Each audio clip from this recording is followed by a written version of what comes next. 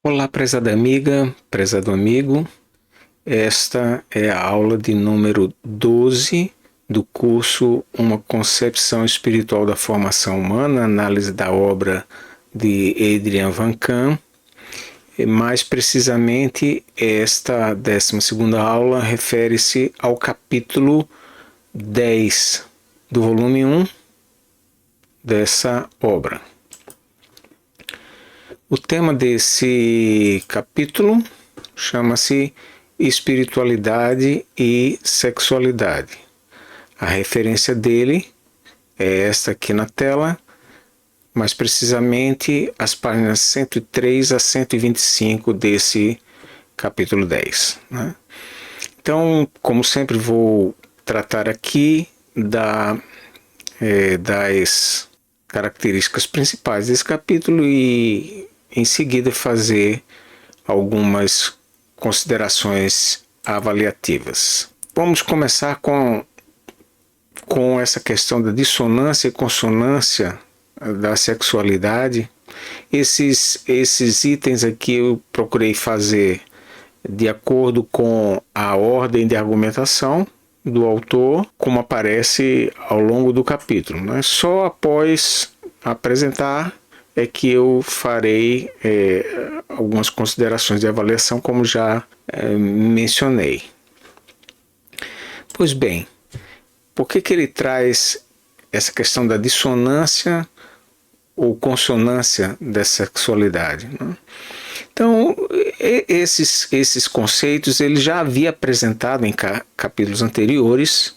A ideia de consonância aponta para aqueles momentos em que, ou aquelas condições em que as diversas dimensões de nossa vida como ser humano, as diversas dimensões e as condições em que estamos vivendo convergem para uma sintonia, quando experimentamos uma unidade entre essas dimensões e o modo como estamos vivendo no mundo. Podemos ter ideia de que nem sempre alcançar essa condição de consonância é algo assim tão fácil, né? Normalmente exige um grande trabalho, persistência, até que essa condição de consonância possa se aproximar. O autor não fala assim exatamente, mas em aspectos gerais a gente pode entender que ele se aproxima da ideia de que, obviamente, uma consonância plena é mais um ideal do que algo real. Né? Passamos também por momentos de dissonância, e isso é assim mesmo. Né?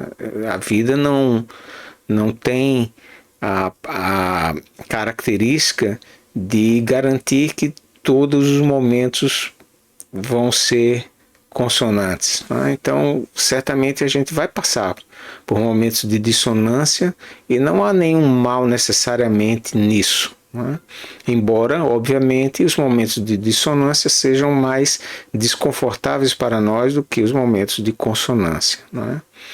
Então, mas por que ele começa essa questão da sexualidade, desse tema da sexualidade, né, em relação com a espiritualidade, pela questão da dissonância? Né? Creio que aqui não é difícil a gente imaginar que, devido à importância, à força, à energia que a dimensão, né, sexual exerce em nós, nem sempre é fácil convergi-la consonantemente com o estilo de vida, as decisões e os projetos que decidimos trilhar. Né?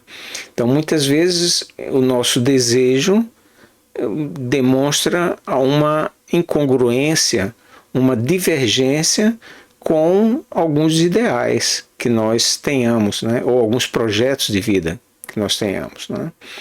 Nem sempre é fácil fazer convergir o desejo com a razão, com os projetos conscientes. Muitas vezes a gente quer uma coisa e deseja outra, né? Exatamente porque querer não é exatamente desejar, né? Então querer obedece às vezes mais diretamente à razão do que o desejo, né? Então assim, portanto, esses momentos de dissonância são talvez mais visíveis do que os momentos de consonância, né? Então a gente está bastante acostumada a ver casos, inclusive de escândalos, inclusive com lideranças de tradições espirituais e religiosas, né? Então, às vezes que envolve até crimes, né, como pedofilia e outras questões associadas, né, em que pessoas que em tese deveriam ter uma consciência e uma ação mais direcionada por um esclarecimento, tropeçam nessa questão da sexualidade, demonstrando, por exemplo, uma grande dissonância entre o que afirmam ou projetam para a sua vida e o que terminam fazendo ao obedecer o seu desejo. Então, essa questão não é uma questão exatamente nova, né? É uma questão que atine a condição do que é o ser humano em relação às suas dimensões fundacionais e o campo formativo em que ele atua. Isso ao longo da história, né? Porque esse aspecto da sexualidade, que é um aspecto assim, importantíssimo da dimensão vital, sempre esteve conosco, faz parte da nossa constituição. Portanto, em qualquer condição vai ser um aspecto com o qual o ser humano vai ter que lidar, né? Então, resumindo, o autor ressalta que normalmente esses aspectos dissonantes são mais visíveis do que os aspectos consonantes, né? É mais fácil você apontar a dissonância do que a consonância. O autor reconhece que isso também é motivo, muitas vezes, de esses momentos de dissonância tornarem-se objeto de atos massificados da indústria, né, da indústria do comportamento e traços culturais de uma determinada época, né? Então, assim, esse aspecto portanto, de dissonância, consonância na sexualidade é um aspecto relativo à cultura também. E nesse sentido ele aponta que muitas vezes um dos grandes conflitos surge na dimensão cultural e das pessoas que vivem em uma determinada época, expressando aquilo que é bastante conhecido, né, como e mencionado como conflito de gerações, né? Então as gerações mais antigas muitas vezes projetam determinadas formas do que consideram aceitáveis ou desejáveis para se viver, e as gerações mais novas resistem a isso. Quando o autor escreveu esse texto, que foi durante a década de 80, já no Ocidente já tínhamos vivido, né, a famosa Revolução Cultural dos anos 60, né, que abalou todo o Ocidente. Conhecemos a questão do movimento hippie, né, e o seu movimento pela expressão livre sexual. Foi uma época também em que foi bastante afirmada a libertação da mulher, do jugo masculino, e práticas de que o casamento, né, era considerado, quer dizer, não só prática, o discurso que veio a também se envolver de aspecto prático, né, o discurso de condenação do casamento como uma expressão burguesa, né, e a vontade de estabelecer outras formas de convivência afetiva que não passasse pela visão do casamento tradicional. Os hippies, inclusive, vivenciaram não só fizeram apologia, mas construíram realmente formas de convivência bastante diferentes do casamento. Eles construíram comunidades, né, em que não havia necessariamente uma relação de cônjuge entre um homem e uma mulher, né, ou mesmo entre uma mulher e uma mulher, um homem e um homem. Eles criaram formas de convivência comunitária, de liberdade sexual dentro da comunidade, né, em que as crianças tinham, assim, do ponto de vista da responsabilidade de vários pais e várias mães. A comunidade, não é, de certo modo, era responsável pela criação das crianças. É claro que houve também críticas a essa estrutura, obviamente uma tentativa de modificação dessa magnitude não passaria sem críticas. E é possível que tenha havido casos também de pedofilia dentro desses movimentos, mas realmente não se pode, né, criticar o movimento hippie apenas por isso, né? É claro que o movimento hippie não se...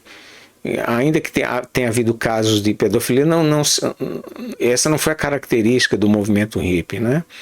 Então, anomalias desse tipo pode ter ocorrido, claro, mas isso não caracteriza o que foi aquele movimento de contestação, né, como expressão de uma revolução cultural que abalou grandemente o Ocidente.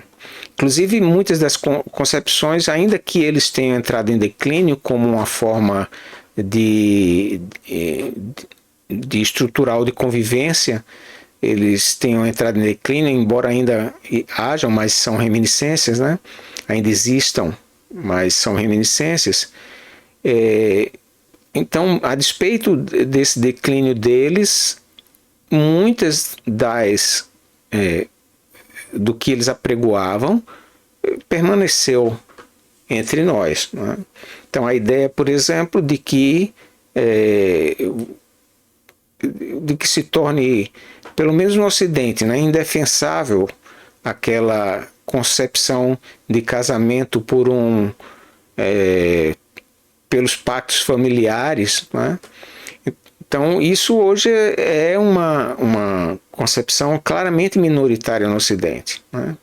Você visualiza a ideia de estabelecer uma relação afetiva com aquela pessoa pela qual você sente no mínimo uma atração, né? Ou alguma coisa mais aprofundada, como um sentimento, e desse modo você sente vontade de estabelecer uma relação de intimidade com tal pessoa, não simplesmente pela afirmação de um papel social, né? Claro que também existem casamentos assim, mas hoje eles são cada vez menos defensáveis dessa forma, né? Então a gente pode dizer que, de um certo modo, o trabalho dessa Revolução Cultural dos anos 60 permaneceu de algum modo, né? O autor não menciona especificamente essa Revolução Cultural, mas eu posso imaginar aqui que grande parte do que ele está falando também se tornou possível por conta do legado dessa Revolução Cultural dos anos 60, né? Ali realmente se estabeleceu um grande conflito de gerações, né? As gerações daqueles jovens foi grandemente desafiada, né, pelo padrão daqueles jovens. A gente pode ver as manifestações disso ainda hoje nas músicas da época, né, filmes e assim por diante. Né? Então, mas o ponto que ele quer dizer é que, de algum modo, a questão da dissonância e consonância na sexualidade passa também por aquilo que as gerações anteriores querem imprimir às gerações mais novas, e essas muitas vezes tendem a resistir a essa imposição, né? No sentido de que aquilo que foi desejável para os pais, né, pode não ser desejável para os filhos, né? De um certo modo, isso também é bastante antigo na humanidade, né? Esse conflito geracional. Isso não é exatamente uma questão nova, né? E esse conflito geracional se expressa também grandemente na questão da sexualidade. Não se limita a isso, né? Muitas vezes isso afeta também o campo funcional, por exemplo, das profissões, mas certamente também é grandemente configurado pela vivência da sexualidade. Então, ele põe inicialmente essa discussão como a sexualidade está sendo tratada. Então, para fazer isso, ele retoma o aspecto conceitual já explicado em capítulos anteriores, né, da sexualidade como uma expressão ou manifestação da dimensão vital, né? E, portanto, uma dimensão que é vivida basicamente corporealmente, né? E como a dimensão vital se expressa no corpo humano, e nós não podemos existir sem um corpo humano, né? Em qualquer lugar que estejamos e venha a ser o que façamos ou não façamos, né? O que façamos ou deixamos de fazer, qualquer uma dessas manifestações são vividas corporeamente. Então, só deixamos de manifestar ou expressar determinadas situações no corpo quando morremos, né? Então, somente quando o ser humano falece é que ele aí não é mais um ser humano, né?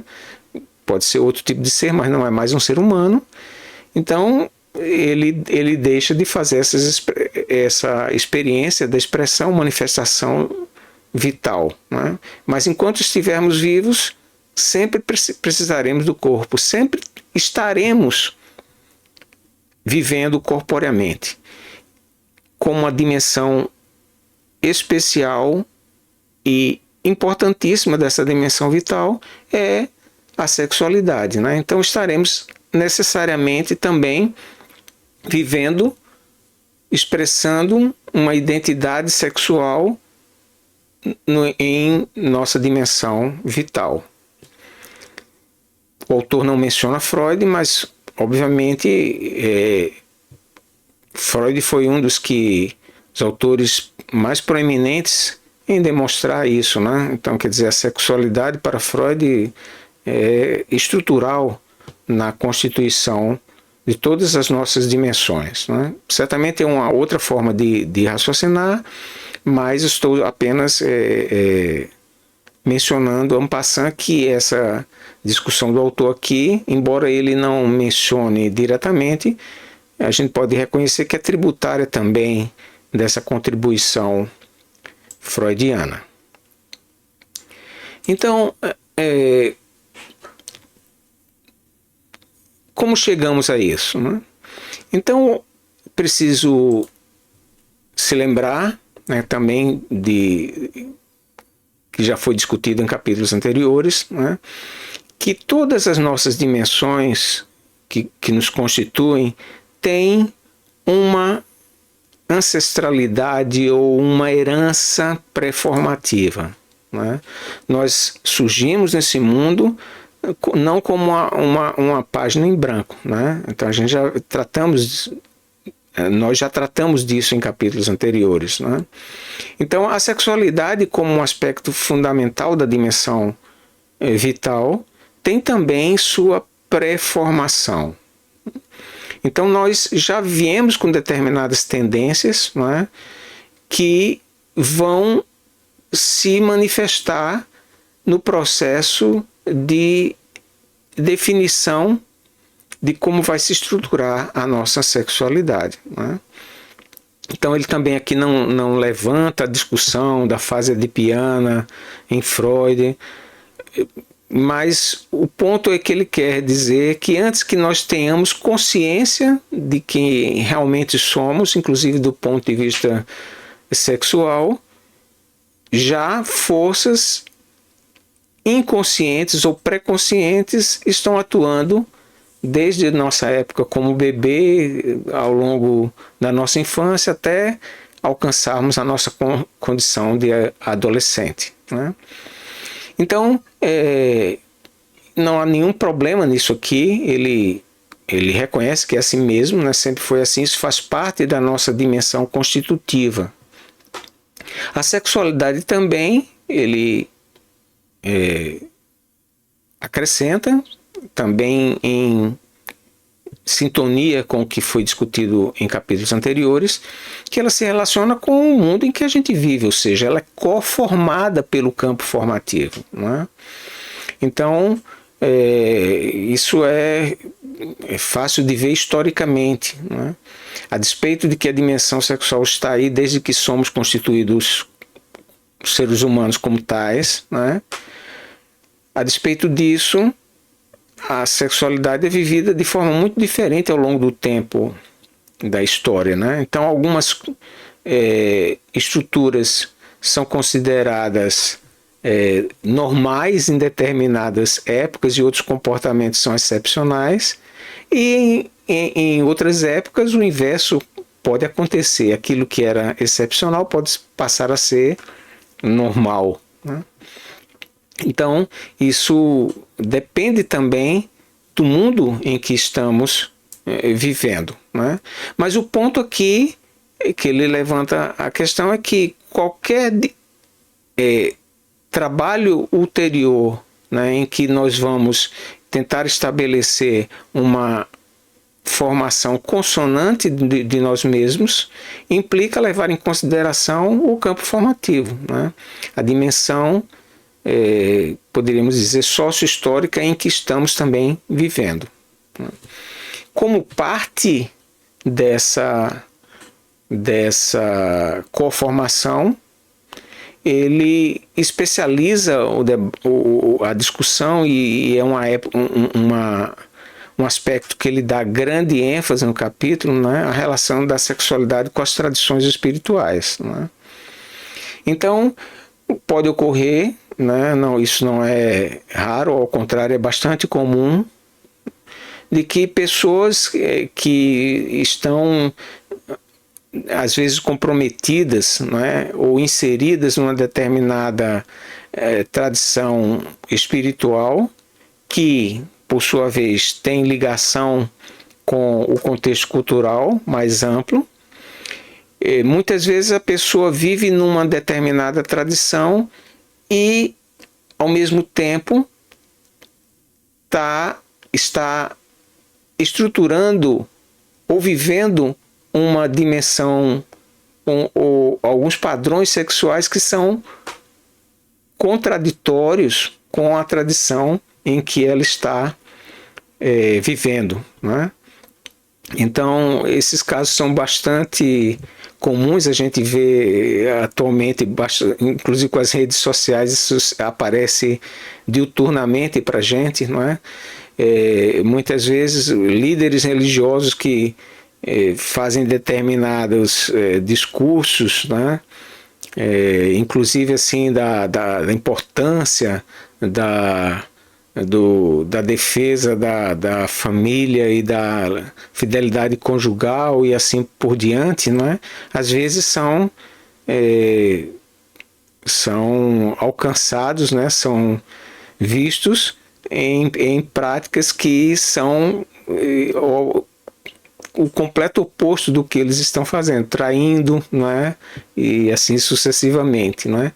Então, não é uma questão realmente nova isso, é bastante antiga e comum também, não é? Mas ele está falando isso basicamente do ponto de vista do indivíduo, não é? De como fazer com que o indivíduo se aperceba de momentos de dissonância entre a sua sexualidade e a eventual tradição aqui com a qual esteja comprometido, né? Então ele levanta também a discussão de que muitas vezes alguns aspectos que aparecem como dissonância são na verdade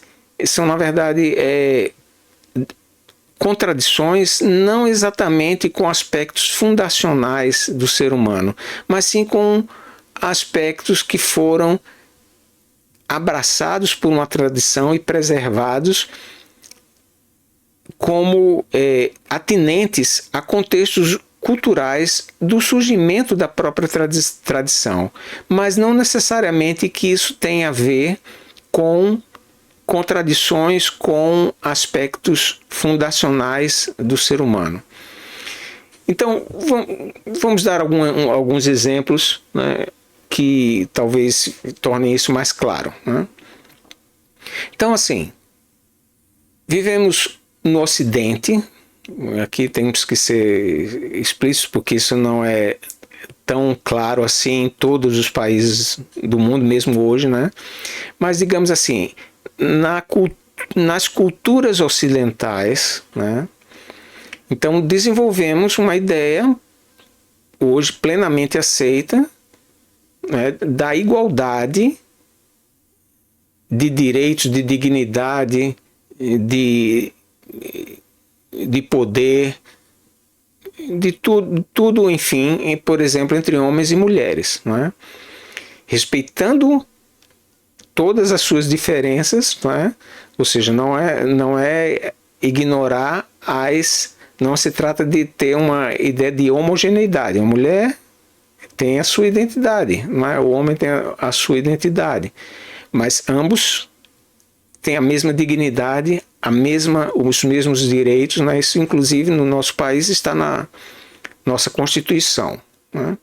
Mas em vários países do Ocidente isso é bastante hoje comum e majoritário, né? Mas as tradições espirituais não nasceram em contextos assim. Nasceram em contextos de grande influência patriarcal. Então, o cristianismo, por exemplo, né, conforme vemos nos evangelhos e conforme essa organização chega até nossos dias, né, então Jesus escolheu 12 apóstolos homens. Embora Jesus tivesse grande proximidade, né, com 2 mulheres, né, isso também está nos evangelhos descrito, mas essas 2 mulheres não foram contadas como dos seus discípulos mais próximos, diretos, né, e a quem ele confiou a continuidade da sua missão. Esses discípulos depois passaram a ser chamados de apóstolos, né? Todos homens, né? Então, por exemplo, isso conformou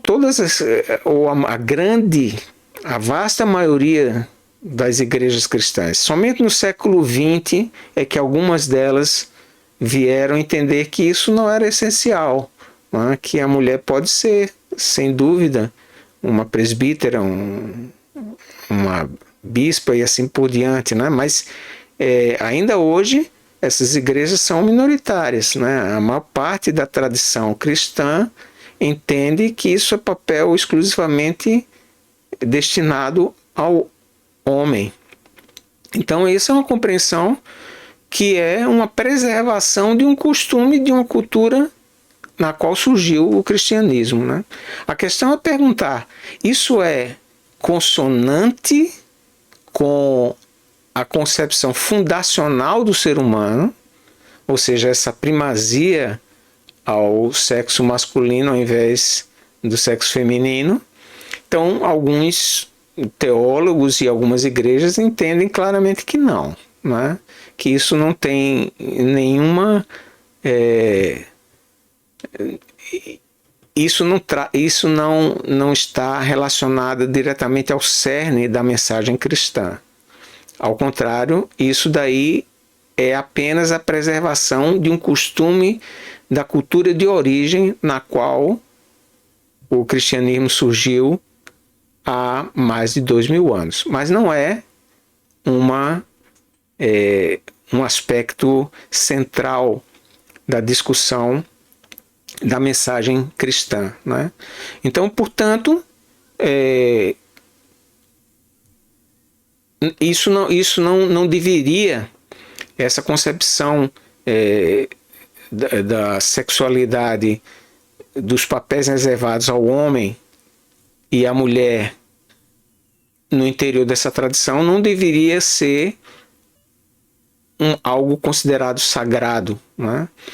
Então, claro que algumas igrejas não vão, inclusive a maioria não concorda assim, né? Mas no interior dessas que têm a visão mais liberal, então isso não seria um aspecto dissonante, né? Podemos pensar também na questão da homossexualidade. Então, a maioria das igrejas cristãs, embora algumas sejam bastante tolerantes com o acolhimento de pessoas homossexuais em seu meio, todavia, sempre a maioria dessas igrejas, não todas, mas a imensa maioria, tem uma restrição à prática, né, à vida identificada e praticada com uma identidade homossexual. Mas ainda se for mais explicitamente uma identidade trans e assim por diante, né? Há grandes resistências entre igrejas cristãs sobre esse assunto. Claro que há exceções, mas são exceções, né?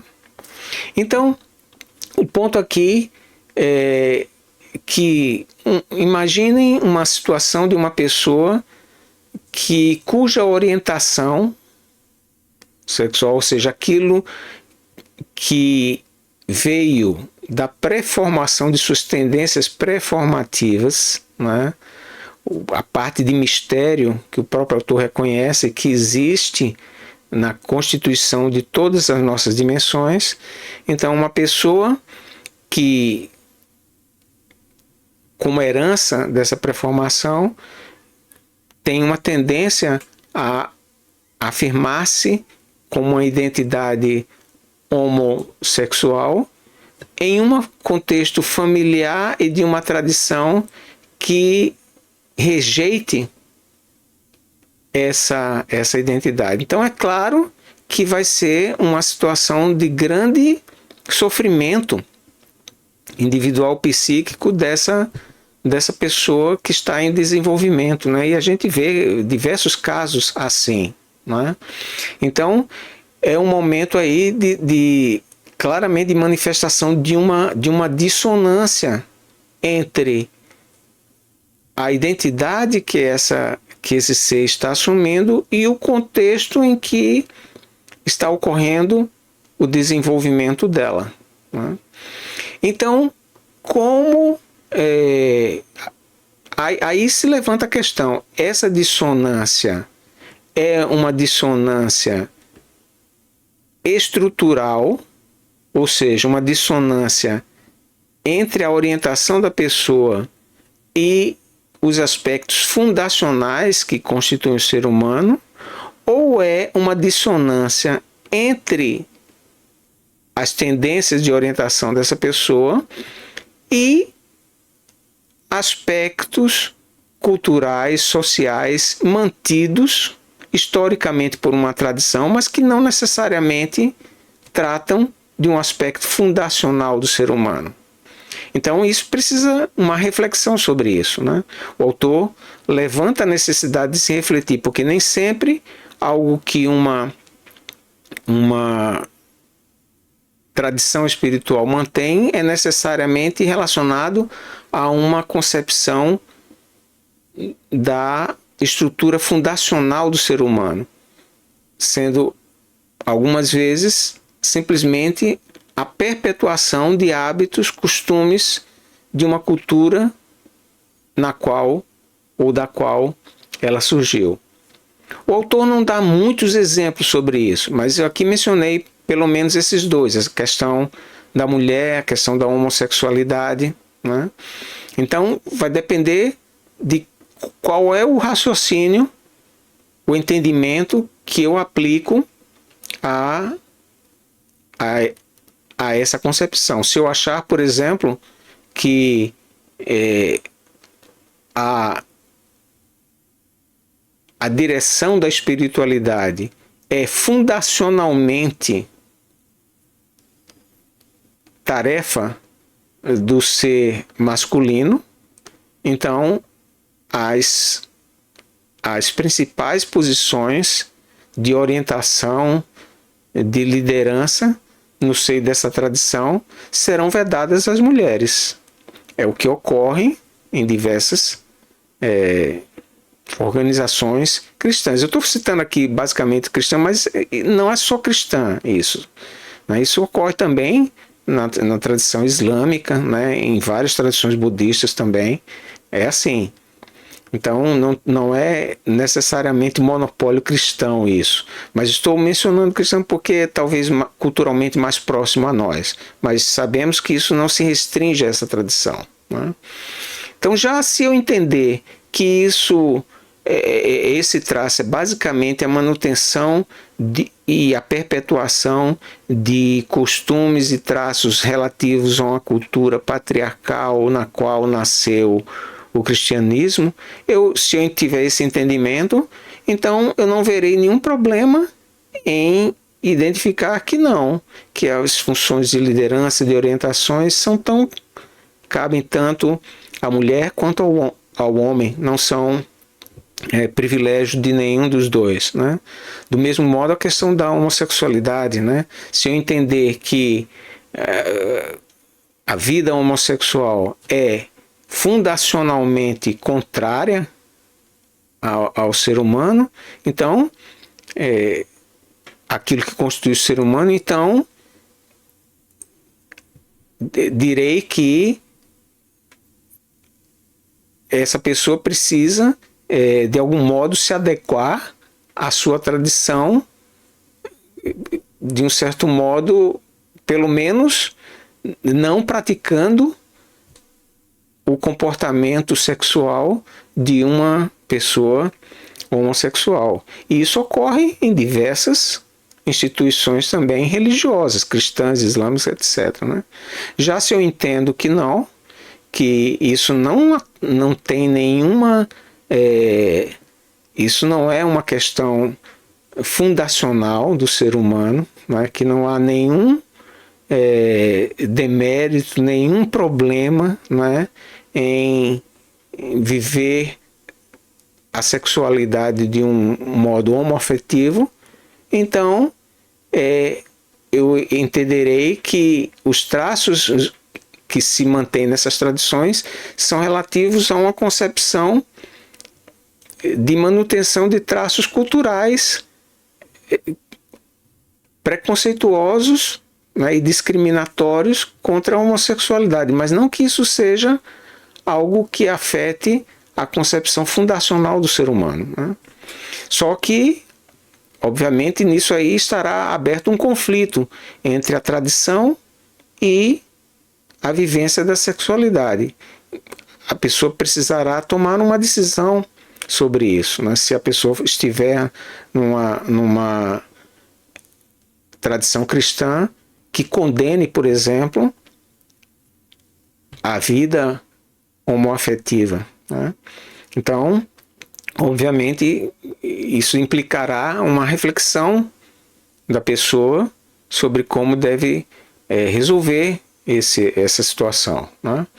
Ou rompendo com sua tradição, ou se adequando e de algum modo se contendo em sua vivência homoafetiva, né? Claro que isso, em qualquer dos casos, né, haverá um preço a ser pago, né?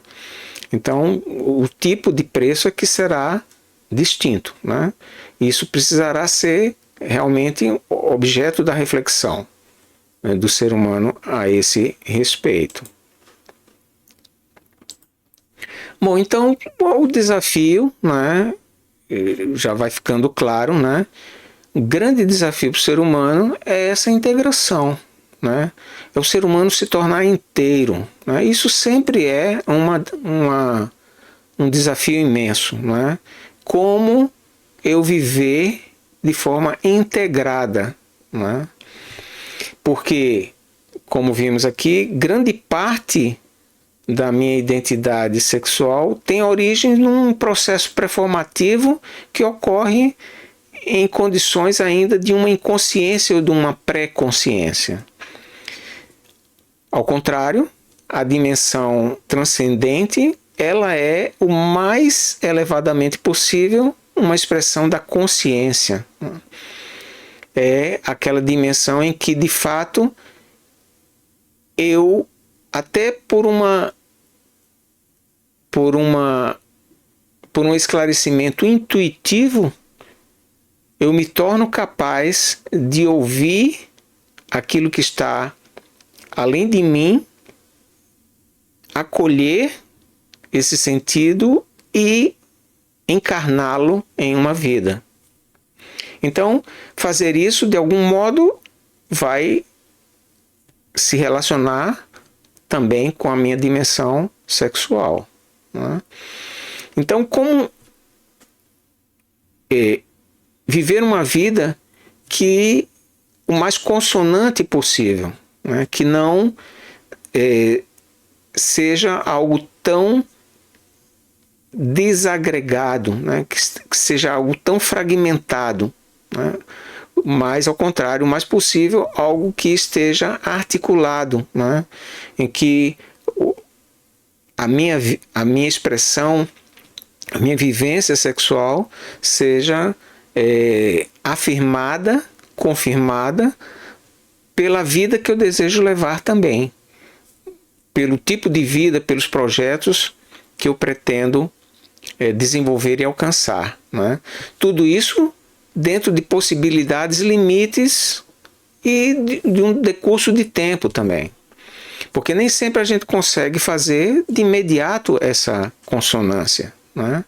Então, muitas vezes isso vai exigir um tempo, vai exigir um trabalho de introspecção de cada um, de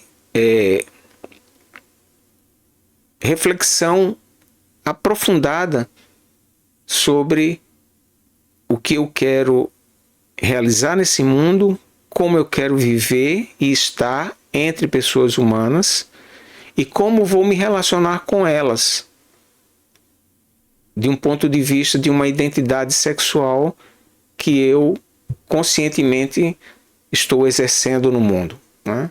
Então esse é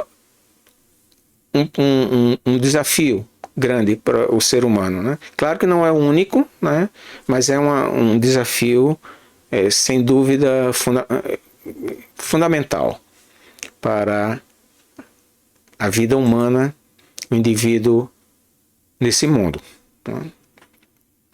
Então, há outros aspectos que o autor trata no capítulo, esse é um capítulo relativamente longo, mas que eu não considero tão essenciais e eu não vou tratar aqui. De um certo modo, por exemplo, ele fala na prática do aconselhamento, né, de como a importância do conselheiro ser formado de um modo tal que não seja aquele que impõe aos outros, né, suas próprias preferências, mas ao contrário, que seja capaz de ouvir e aconselhar as pessoas no âmbito daquilo que esses próprios consulentes concebem como importante para si mesmo, né? Mas eu não vou entrar muito nessa discussão aí. Eu queria fazer um acréscimo que o autor não faz, né, nesse capítulo, mas que eu acho fundamental quando a gente reflete sobre a sexualidade, né? Então, se a gente observar, a sexualidade é um aspecto por excelência, não é o único, mas é um aspecto por excelência da nossa constituição, que digamos que visa ser exercida para promover a atração de um ser humano por outro. Ou seja, de fazer uma força que tende a fazer um ser humano, de algum modo, sair de seu isolamento e querer encontrar a satisfação dessa sua lacuna no estabelecimento de algum tipo de relação com outro ser humano. Não é? Então, o que é o desejo sexual de um ser humano por outro? Né? Olhando do ponto de vista assim, exclusivamente sexual, exclusivamente realmente da relação, do desejo de realizar um ato sexual com outro ser humano, né? Claro que isso não é a única das atrações, mas digamos, eu estou pondo ênfase nesse ponto do desejo pelo ato sexual com uma outra pessoa, né? E essa atração a gente pode pensar que é, sem dúvida, um dos mistérios da pré-formação que faz com que o ser humano saia de si mesmo e procure um contato com outra pessoa que é distinta dele mesmo, né? Então, óbvio que só o sexo por si não vai estabelecer essa digamos assim, essa relação em sua forma mais plena, porque nós não somos só a energia sexual pura em si, né? Nós somos também espírito, nós somos também seres funcionais e habitamos um mundo, né? Com outros seres humanos, né? Portanto, essa energia, essa atração tem que ser burilada, ser aperfeiçoada, ser formada, configurada com todos esses aspectos, mas não surge assim, né? Então, principalmente durante a puberdade, né, a força, a atração sexual surge com grande ênfase, com muita força, né? Enquanto que, digamos, a consciência, a razão, a reflexão sobre a própria afirmação da sexualidade vai vir um pouco com alguns anos, né? Com a experiência vivida, não é? E é justamente por isso também que a gente entende o papel das tradições espirituais, né? Porque se dependesse exclusivamente de um sujeito particular, tomar todas as decisões quanto à sua vida, ele não teria, sem orientações de outro e de determinados grupos, ou seja, de uma determinada tradição, né? Ele estaria sozinho para tomar decisões cruciais para a sua vida, né? Então, o papel das tradições, né, e da cultura em geral é, digamos, oferecer algumas respostas que podem servir como orientação a esse ser humano particular. Claro que algumas delas vão ser rechaçadas, não vão ser observadas, né? E aí a pessoa sai em busca daquela que venha a mais preencher seu anelo, né? Entretanto, essa busca é conflituosa, porque nem sempre aquilo que a gente mais anela é justamente aquilo para o qual a gente esteja mais preparado, né? Então, é essa a tarefa da formação, né? Que a gente vai ter que enfrentar ao longo dos anos, né? Então, mas o ponto aqui que eu queria ressaltar é o papel da sexualidade como, ainda que em seu estágio bruto, como uma força que faz o ser humano sair de si mesmo e buscar o outro, né? Ao aperfeiçoar essa força, podemos transformar o desejo sexual puro em afeto, né? Então, o que passe a me atrair numa pessoa não seja só o apelo sexual que em mim ela possa causar, não é? Mas também o modo como posso apreciar essa pessoa do ponto de vista da estima, da admiração, né? Até que isso chegue numa condição de verdadeiro amor, né? Que essa pessoa me interesse por ela ser quem é, simplesmente por ela ser quem é, né? E aí ocorre aquilo que Freud chamava a sublimação, né? O amor como a sublimação da sexualidade, né? Então eu faço esse acréscimo, acho que seria interessante adicionar essa dimensão à reflexão realizada pelo autor. Faço também uma crítica que o autor, eu acho que ele é generoso demais, às vezes com as tradições espirituais. Ele tende a achar que, em geral, as tradições espirituais são, na maior parte, consonantes com os aspectos fundacionais do ser humano, né? E, portanto, elas exercem um grande papel de orientação aos seres humanos. Eu não nego esse papel, eu não nego que as tradições espirituais têm grande contribuição a dar nas orientações formativas, mas acho que a gente não pode também ignorar diversas lacunas existentes em todas as tradições espirituais, né? Justamente porque também elas nasceram em condições, como já mencionei aqui, patriarcais, né? Heteronormativas, né? E assim por diante, né? E, portanto, nas condições em que elas nasceram, elas não acolheram aspectos que hoje são bastante evidentes no mundo ocidental, como a igualdade de gênero, né?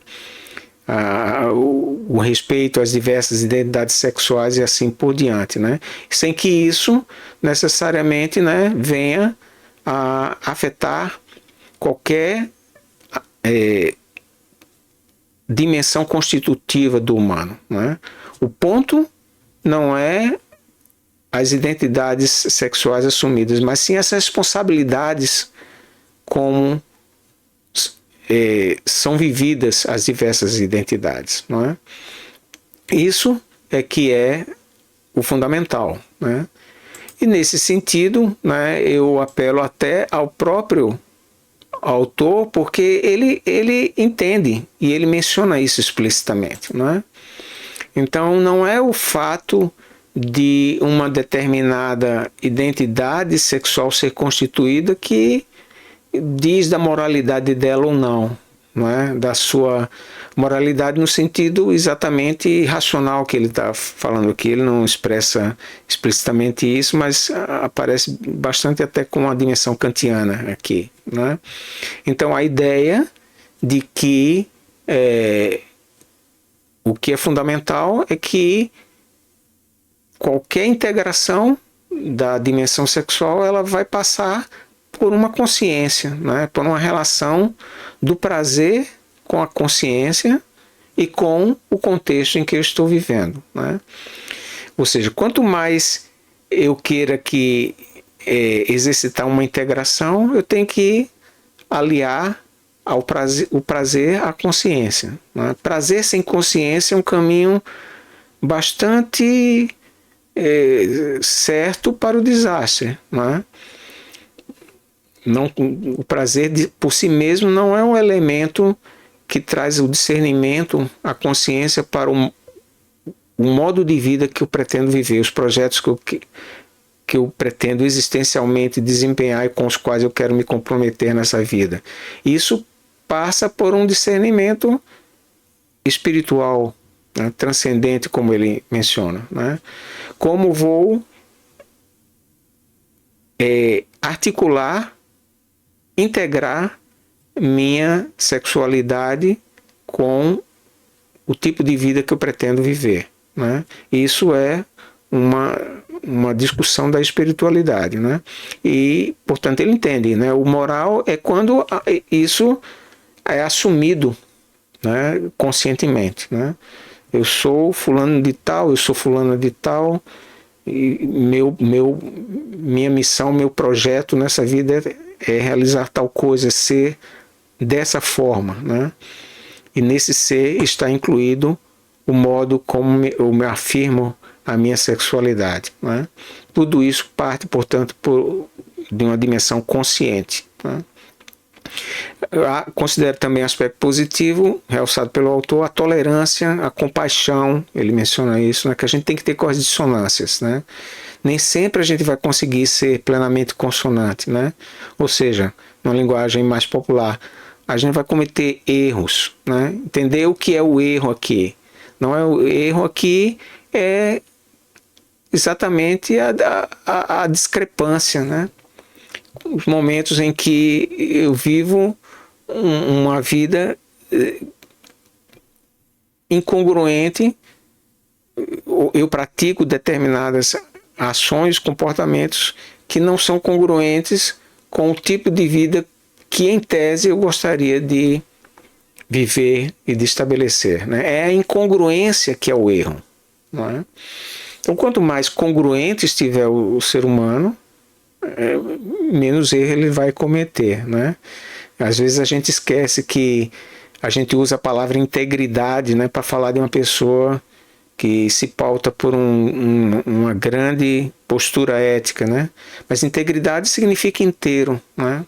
Quanto mais íntegro, mais inteirado, né, mais integrado uma pessoa, menos erros ele vai cometer, né?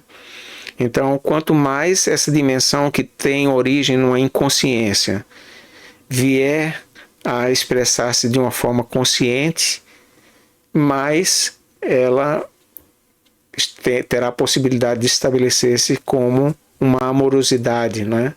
Como o amor que não comete violência, que não agride o outro ser humano, né? Mas ao contrário, é uma condição bastante arrazoada, bastante consciente de estabelecer relações entre os seres humanos, né?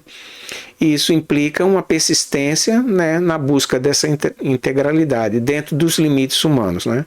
Por isso que a gente precisa ter também tolerância e compaixão quando as dissonâncias ocorrerem com os outros e conosco mesmo, né? Começar às vezes conosco mesmo, para não sermos também inclementes no julgamento dos outros, né?